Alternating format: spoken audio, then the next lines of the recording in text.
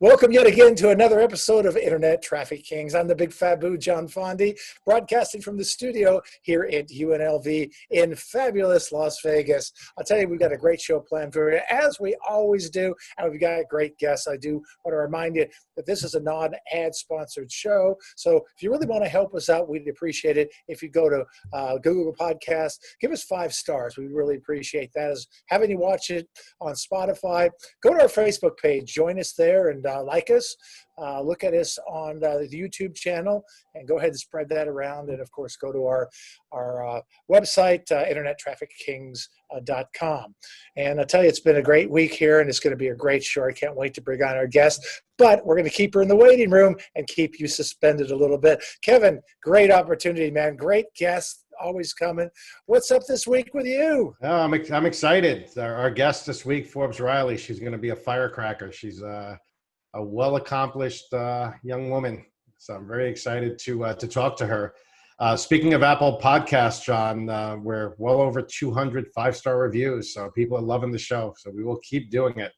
Well, and the reason we want you to give us those 5-star reviews is because, again, this is a gift, Kevin's gift to you guys, and he's willing to basically give you some, inside baseball information if you contact him. But he charges $1,000 an hour for this. So hey, give us a little love and give us a little star. We'd appreciate that. Well, and the more 5 stars we get, the more that they share, that Apple shares it with its algorithms and shares the show. So the more people can get to listen to it, the more 5 stars we get. So I was trying to tease our guest, but Kevin kind of gave her away a little bit here. Sorry. But I'll tell you, she's phenomenal as well. And she's a female, and that's a great thing about it, because so much of our industry, Kevin, is male driven, and anytime we can get a female this accomplished to be on this show, and essentially just toss her the keys to the castle and let her run with it. Absolutely. No, she's a wide variety of different skills she has. So very excited to talk to her. I read her bio, obviously booked her on the show. Now I'm part of her inner circle on Facebook, and yeah, she's got a lot going on, even with COVID. Yeah, and it's so great. She'll tell us a story. We want you guys to kick around after the last break, as how she tells us all her highs and all of her lows as well. And so many people in our industry, Kevin, that do really well, are the superstars of our industry. They're so humble, It's mostly the young kids that we find out coming in that are making the millions of dollars, and we've been through those guys before. But the people that are really there, and I find the same thing with the actors and actresses that I work with. The bigger the star they are, the more humble that they are, and then the flash in the pans those are the people that they just don't get it, and it's like, you don't tell somebody your image, you let them assume that image by what you do and what you say, and your integrity says it all. And Kevin, you're a classic example of that. Oh, thank you, John. Yeah, and at some point it doesn't all mean the same thing. It's not just about fame or money or what material things you have. It's more basically just what you can do, how you can give back. And I think we'll probably touch on that a little bit in the episode too, about all the things that you do, John, as far as giving back to the community. I know that you and I worked on a few charities together, and I was honored to be able to work with you on those. And I know that's one of your big passions, and that really encompasses who you are. Although you have all these great accomplishments in regards to your very long TV career, your acting career, and now to be the co-host of Internet Traffic Kings, which obviously is the pinnacle of your career. I'm not worthy. At the end of the day, it's really what you're giving back. That's what's really making you feel whole. I believe, at least for me, that's really what it is. It's 2 things in life that I basically say is, hey, you've got skills, use those skills to help somebody else out. And the other thing is, do good work and the money will always follow. And correct. We're examples of that as well. And the smallest word that I learned, which is one of the most powerful words that I learned through my career, is having the ability to say no, because we can't do everything. And sometimes we got to think about those choices, and it's okay to say no, because it's going to make us feel good. And a lot of times my charity team will ask me, or somebody is going to write a check and they say, well, how much should I give? And my answer is, well, just just give until it feels good. And that's what we look at, and that's why we're so subsequently so successful and stuff. So, and success also kind of breeds heat. And when I start talking about heat, you know exactly where I'm going with this. And that's exactly what we've got here in Las Vegas, 115 degrees this week. And so we're going to make you sweat a little bit with some questions. Are you up to it? Sounds great. I've already spoken to Riley, and I have a surprise for you when she comes on as well. So go ahead, give me the heat. I'm going to give it right back to you later in the episode. Okay, sounds awesome. So, hey, this comes from Barbara, and she's in Miami, Florida, down where Brasco is at and where Forbes is at. And then she asks, how are you adjusting your ads to be more sensitive during these times? And have you made any adjustments? Oh, that's a capital A, adjustments. Yeah, absolutely. We've definitely made adjustments as far as I think I touched on it before. I mean, people are still buying, right? People are still buying luxury items. People are still, especially buying essentials. It's just some of our wording we've changed in regards to, not using sensitive words at this time, and also understanding that more people are at home, so they're not gathering, and it's a hard question to answer as a whole. But basically, we've made quite a bit of changes, but just for where we are right now. If and when the vaccine comes out and World 2.0 kicks in, we'll make the adjustments back. But we definitely have been more sensitive in this time. Well, awesome. Good answer. I appreciate it. And with that said, John, there's markets that we're not touching, right? As far as the masks, sanitizers, all these different things have been thrown at us. Obviously, when the pandemic happened, everybody's trying to make a quick buck. We chose not to opt into any of those because the fast dollar means nothing. And it wasn't doing any good for anybody else. So that's just our approach and how we've just stayed certain with our products, our services, knowing more people are at home to, look at their healthcare expenses, or their Medicare benefits, or their final expense, or their burial insurance. So a lot of those services we've definitely ramped up, but also being sensitive in that ad copy and how we're delivering it. Well, that's awesome. That's awesome. Our next guest is Rick, and he's from Calabasas, which is right over the hill from where you're at down in Malibu as well. And he's been buying YouTube ads, and he's not having a whole lot of success with it, and he's looking for a little success, little help to make him a little more successful. Oh, YouTube, we're buying a bit now as well. It's its own animal. You've got so many different ways that you can buy on YouTube, whether it's a promoted post or it's consideration.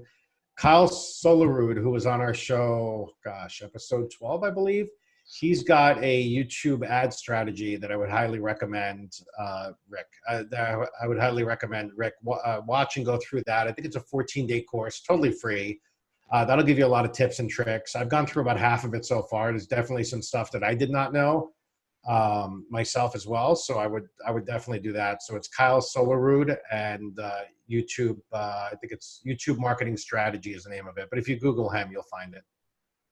Yeah, he was a great guest, and Yes. Really kind of broke it down. And again, as we say, quite often with so many people that come on the show are also willing to give back, and just sure. like you, it's like, hey, let's engage first, and we'll figure out where we're going to go from there. And his course he's really good on camera too, so he's a lot of fun to watch as well. So, and I'm so excited. I got to give kudos to Kevin because he gets the greatest guests on the show, and this is one of my favorites. And I was so excited to have her on the show. She's done everything, and she's done it well, and she's going to do it again and show us how she's doing it. Ladies and gentlemen, give a warm Internet Traffic Kings welcome to Forbes Riley.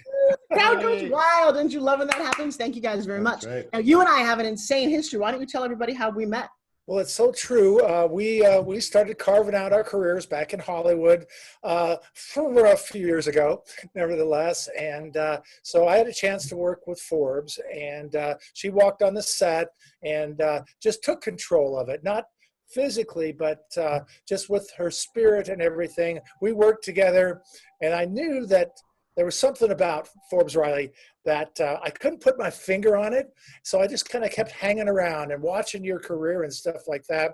And all of a sudden, boom, the bells and whistles went off, and you went into international speaking and spokesperson and things, and you went into fitness. And I thought, I like this girl. She's like us, never sleeps.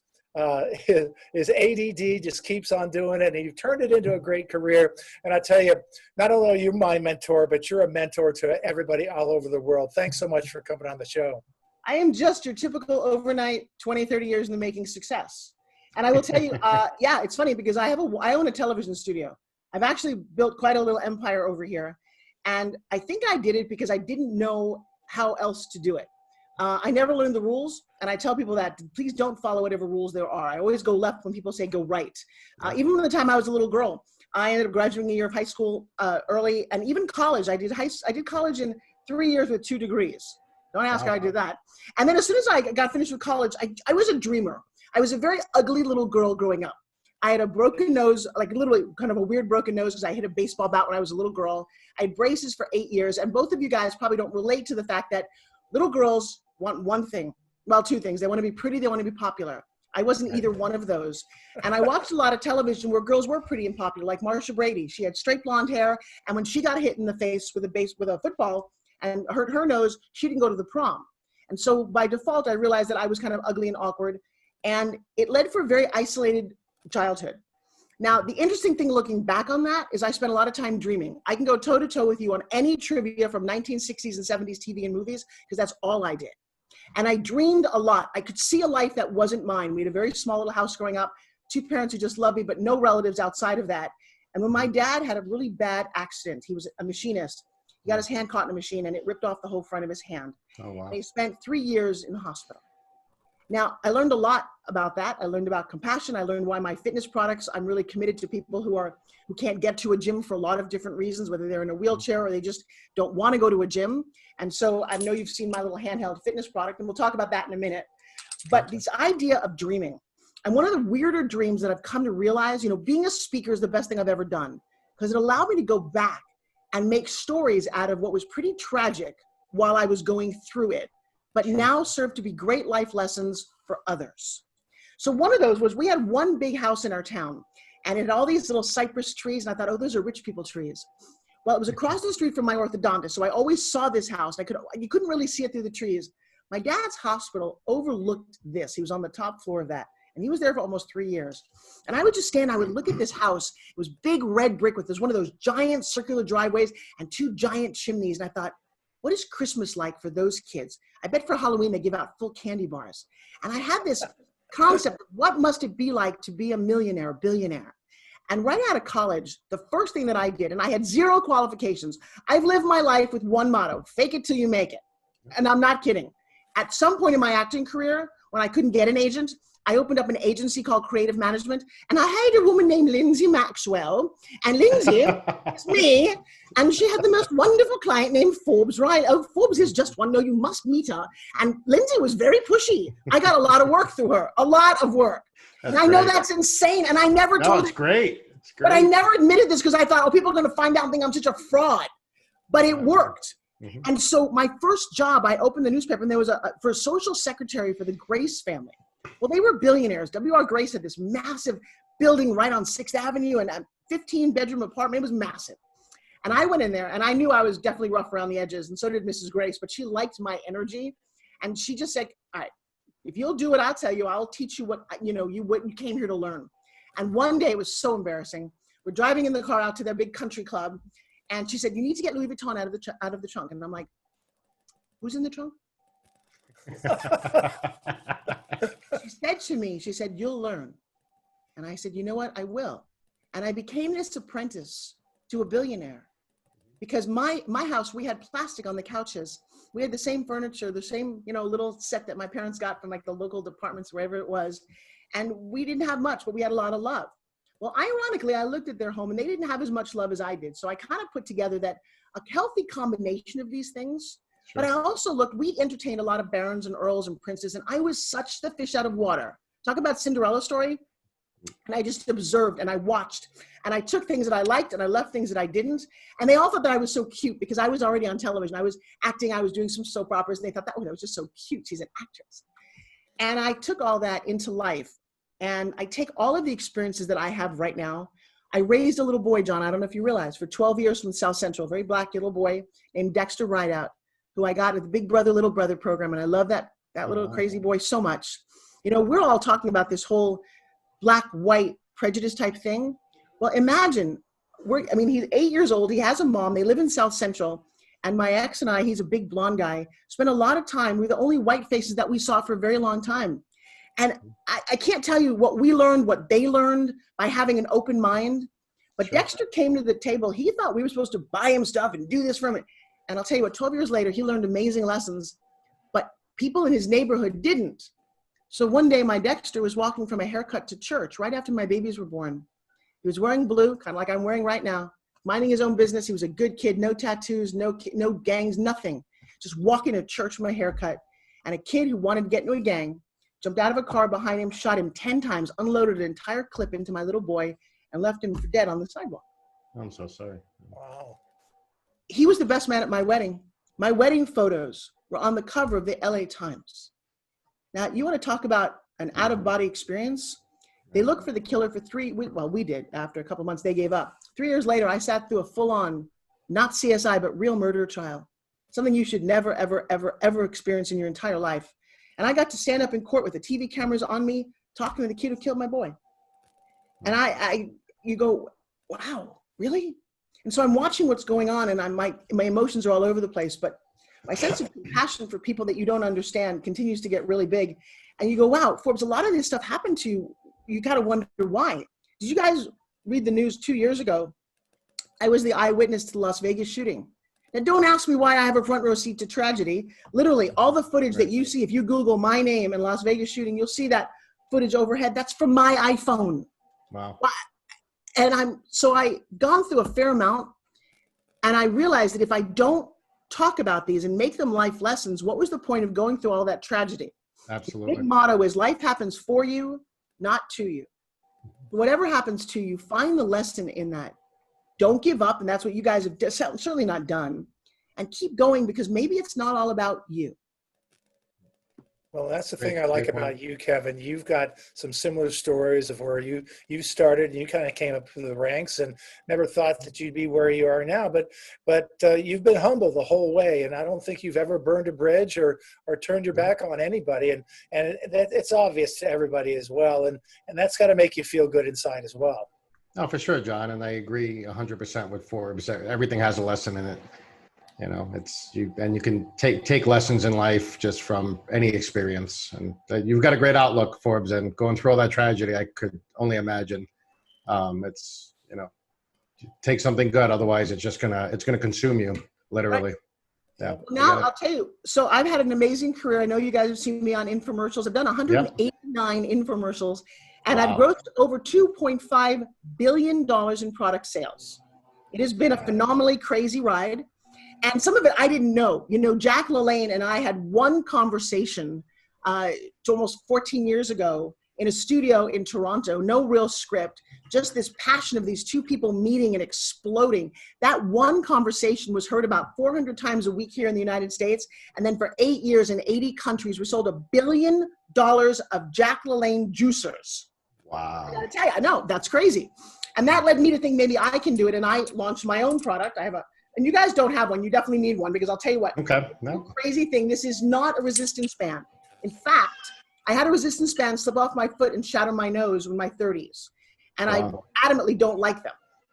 And I definitely wanted to be fit. And I put in my intention that I want to find something that's mine. And this is a crazy little office product that I found over in the UK. I did a lot of work over there. Mm-hmm. And when I touched it, and the way it spins, and my background is a dancer. And by the way, I was bullied my whole life about being overweight.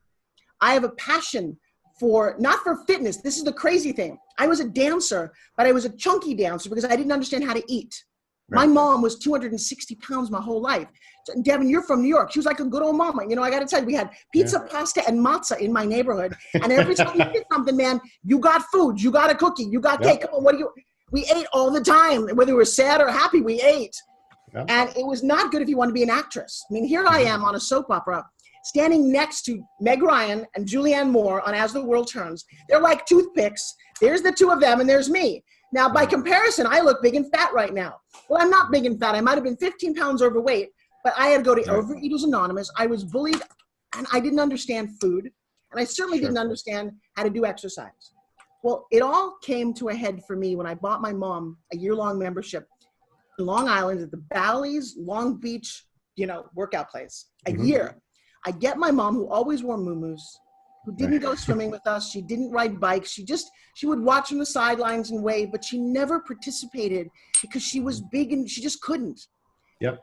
I get her to the doorway, guys. And I come on, let's go. And she's like, I can't. I'm like, what do you mean you can't? Come on, I paid for it. Let's go. She's like, I can't. I'm like, yes, you can. And she started to cry. I said, what's going on here, Mom? And she said, look, I can't go in there. She said, they all know how to use machinery. I'm intimidated. I don't want to feel any worse than I do right now. I'm going home. And she did. And she died at 70. And she smoked and had diabetes. And she was the most wonderful mom. And I miss her like crazy.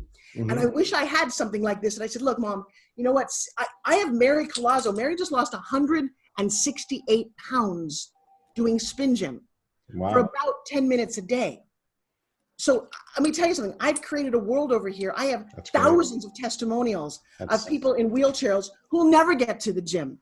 I've got Pedro. He's got no arms. He's got hooks and he spin gyms. Stop telling me that what you can't do. Because the truth is, whether you say you can or you can't, you're right. So I may be opening a can of worms here, but can people get a hold of your product? Yes, of course they can. So the best thing that you can do is go to Forbes 360. All my stuff is right there on your phone. But this little guy is called a spin gym. And the science behind it, first of all, if you unspin it, it's basically a round piece of metal. Now, my dad was an engineer and a magician, which leads to some of the reasons why I think weird. And if you don't wind it up, you can stretch with this thing. And I know you don't have one, but when you use this to stretch, or you take your two fingers that you've been texting and typing with and do this, you get this sense of like, oh my God, this feels so good. And then you take it like this and you wind it up, you pre-wind it, you give it a tug, and when this thing starts spinning, and it's like literally up to 24 pounds of resistance, you can only do a few minutes and I will break out in a sweat, and I don't want to do that right here. But I'll tell you what, this is the only product that you can do in a little Zoom box. And all my clients, all my students, we just take a few minutes after a lunch break. Like tomorrow, I'm teaching all day. We take 2 or 3 breaks, we come back, we turn on some music and we dance. And because of this way it activates your core, it's like, oh my gosh, I just feel so good. So that is what this is. And you get the spinning mechanism, so it's almost like a fidget spinner with the workout benefits. Right? Oh, let me tell you, it's a fidget spinner on steroids. Have you guys have never seen any of the videos of this? No, but I will after this for sure. It is called a spin gym. Can you guys see that? Oh, I think somewhere there. And you can go to shopspingym.com, and it's there in black and gold and green, and it's unbelievable.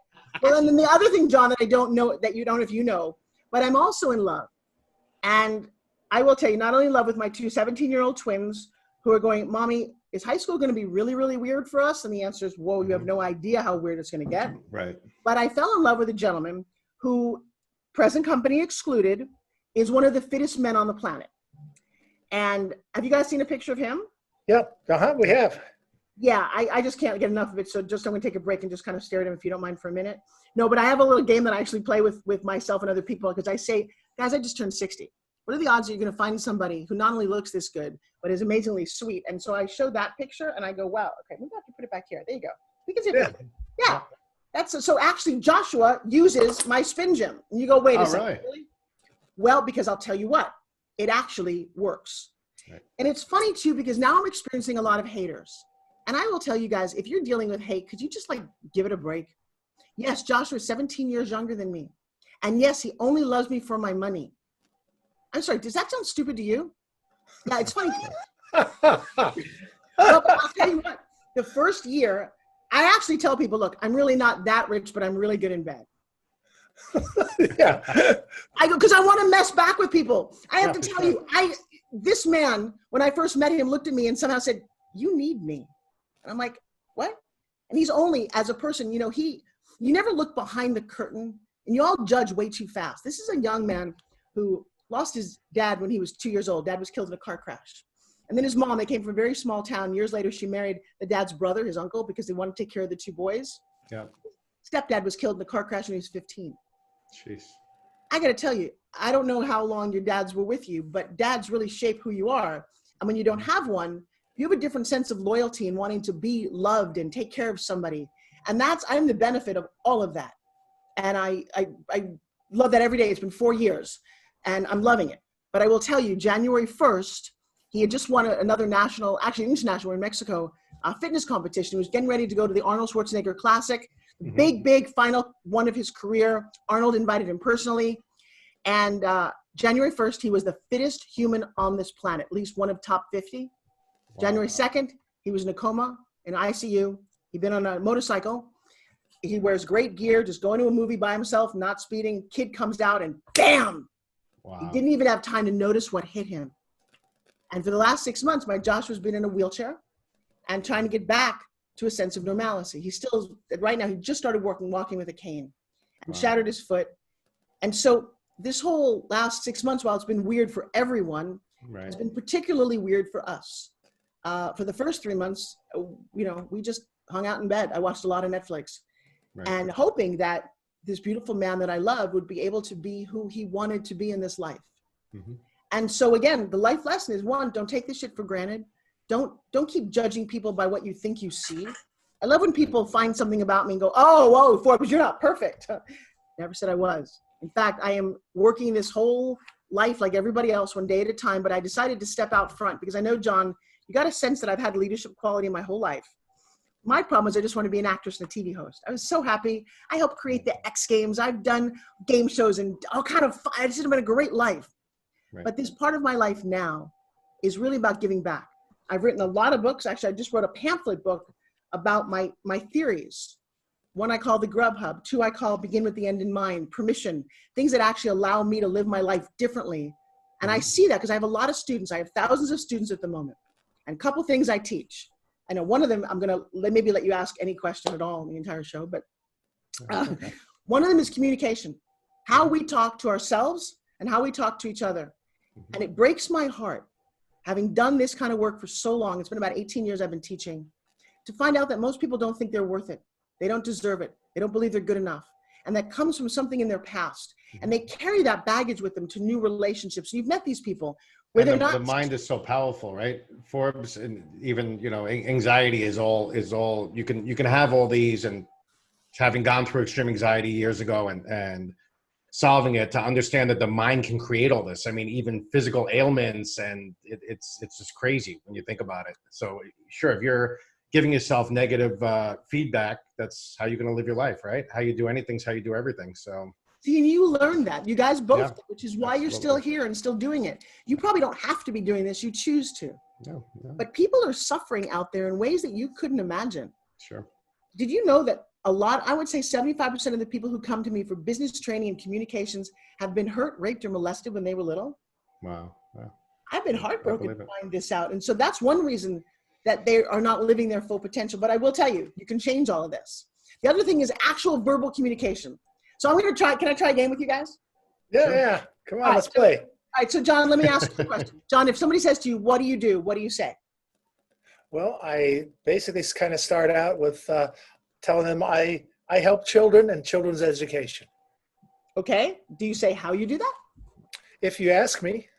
Well, okay, but what if I didn't need to ask you, because in 1 or 2 sentences, you could tell me everything I might need to know. You could get a yes and we could get into business together. That's absolutely true. Learning how to get your point across quickly and politely and with confidence. Right. So, because I still don't really know what you do. You say you help children and children's education, but what do you actually do? We raise money to take kids in the foster care system when they graduate and provide them with a college education, either a trade school, local college, or even UNLV as well. So that's very profound, which you didn't say in the very beginning. We might never have gotten to the good stuff in your conversation. John, why do you do that? And not because you like helping people, but in your past, what is it about education and helping kids that triggered this when you were younger? Well, I started doing children's charities 40 years ago with the March of Dimes. Why? And finally got to the point of saying, I'm going to do this on my own because... No, why? Why is that so important to you? Did you have a good family growing up? I had a good family, but God gave me a lot of gifts, and I feel I should unwrap those gifts and give them to other people. Like what? What's one of those gifts? Personality, the ability to say no to somebody, the ability to get up tomorrow and go, what do I want to do tomorrow, and figure it out. And right, but hang on. Let's go back to March. It's not everybody goes down the road of helping kids. I kind of want to get one little trigger that makes you so unique about why kids. Do you have kids? I don't know. Ah, well, that's interesting. All right, so let's play a game here. Go ahead, I really love seeing John in the hot seat. I'm just loving this. Thank you so much, Forbes. Yeah, even my staff here in our studio is laughing right now. Are they? Yeah. All right, why did you choose not to have kids? It was, first of all, I have a hard time raising a dog or a plant, so I didn't feel comfortable. But then I dove into my career, and I stayed in my career, and it just didn't ever seem right for me. Okay, but you've got this big heart. So next time somebody asks you, hey, John Fondy, what do you do? And you say, you know, Forbes, I don't have my own children, but I have got so much to give. And I realize that while 10% of our kids, that's what our population is now, but they're 100% of our future. If I could make a little dent in that, I raise money to help foster kids get an education. And I would love to see if you want to be part of that. I think we're recording that, so I'm going to transcribe. That's what you do. And that's 2 sentences. But look what I got chills when even I said it. Now I want to help you.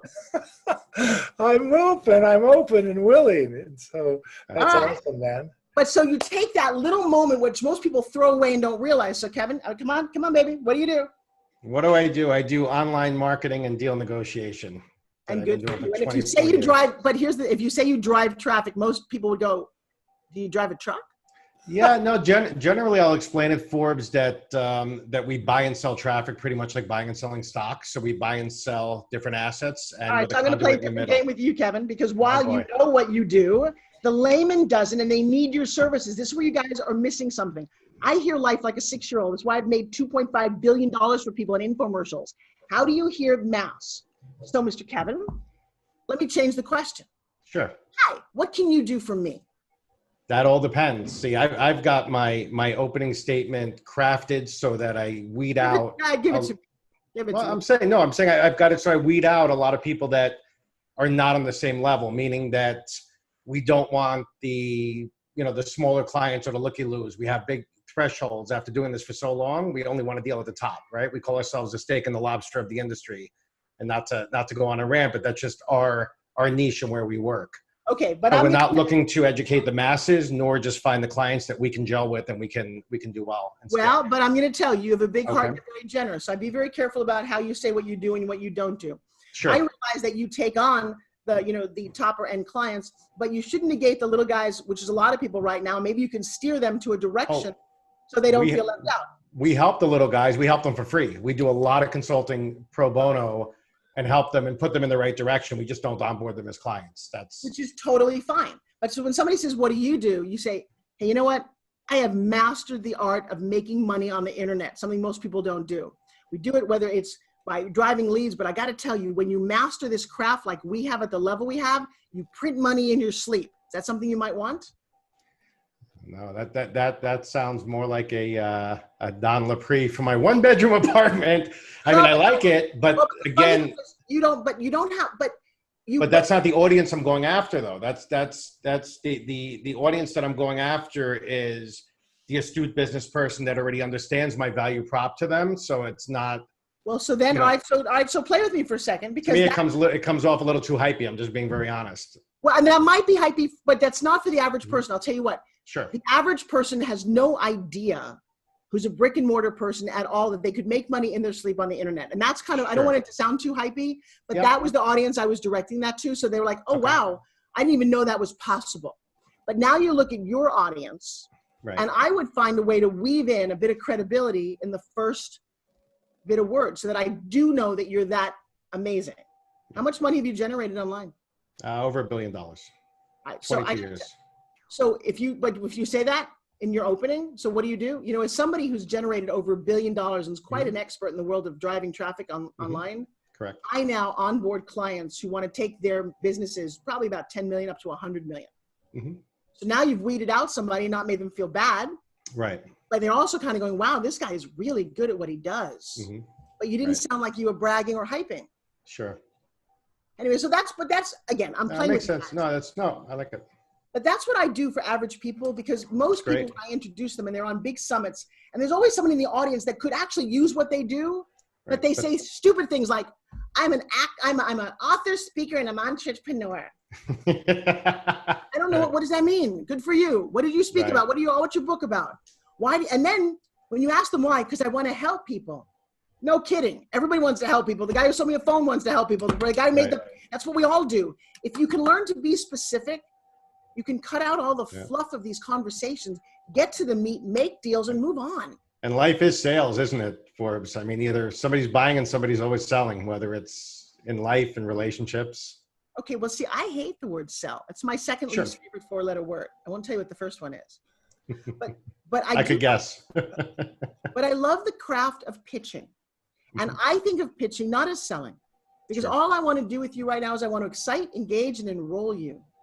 Enroll you into what I'm doing. So if I said to you, hey, I've got the coolest fitness product. No, all I do with by the way, you know how I sell this when I meet somebody?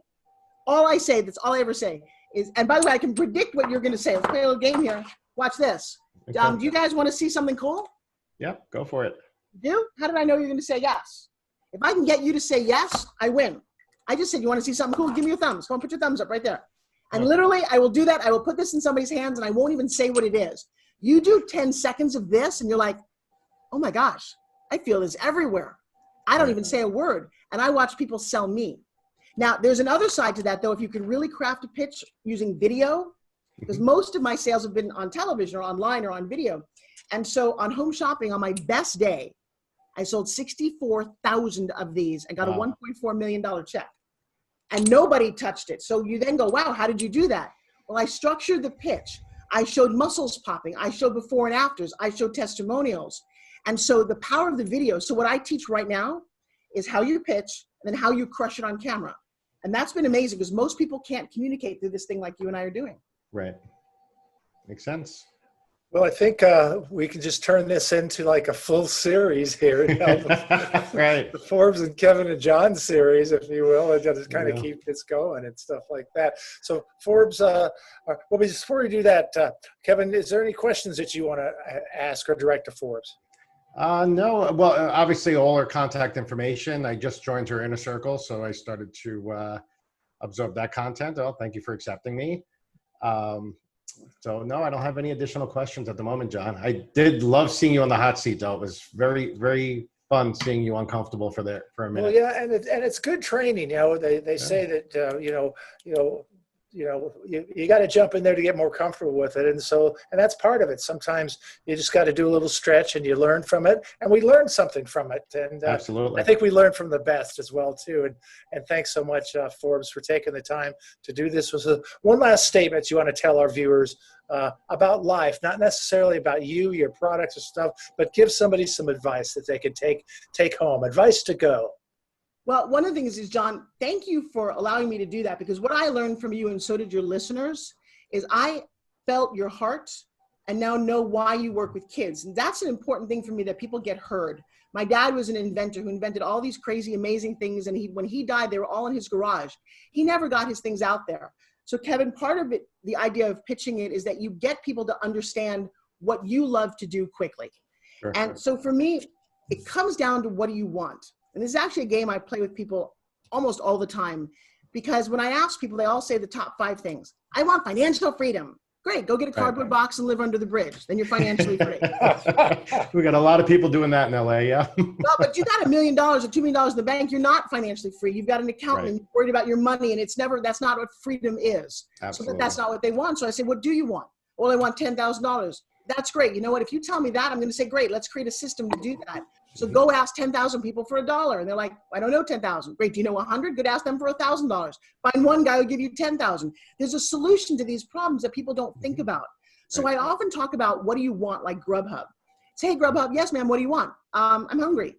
We know that, that's why you called us. Well, what do you want? Something to eat? What do you want? And you can see how this might work in your life. Sure. I want Chinese. No, I don't want, that's fattening. I want, and they hang up on you. Well, that's what the universe does. And I'm going to bet that both of you guys have touched a sense of the universe where you can manifest something, where you go, hey, Grubhub, yeah, man, what do you want? I want a Caesar salad, extra chicken croutons on the side. Bam, 15 minutes later, at your door is Caesar salad, extra chicken croutons on the side. How did they know? Because you told them. Right. And so this clarity of conversation, both to you and someone else, and really identifying what you want. You wanted me on the show. I wanted to connect with you guys. I wanted to talk to your audience. I want your audience to go, wow, I have never really heard a woman talk like this. We hear girls talk about chakras and bliss and whatever, and we hear men. No, there's this woman out there who believes in people and set up forums where people can come to whatever level they are, be able to communicate better with themselves and other people, certainly with their children and the whole rest of the world. Because at the end of the day, if you're not happy, then this ride wasn't worth the ticket you bought. That's so true. In fact, in closing, we're going to call Forbes Riley the Grubhub of life because she delivers. Okay. Thank you so much for being with us, Kev. As always, man, you've just been awesome to work with. And I hope to keep this thing going, Forbes, as well. So stay cool. Love your life and good luck with your future and your family as well. So for all of you that are watching this at home, we appreciate you being here. I want to remind you that we are a non-advertiser supported show. So we want you to go to Apple Podcasts, give us 5 stars as a way of saying thanks to us, as well as listen to us on Spotify. Go to our Facebook page, rack it up there as well. Go to our YouTube page and be a part of that as well. And so once again, in closing with this great episode, I'm the Big Faboo, John Fondy, broadcasting from the studios in beautiful, fabulous Las Vegas at UNLV. Hey, we'll see you the next time. Make it a great day.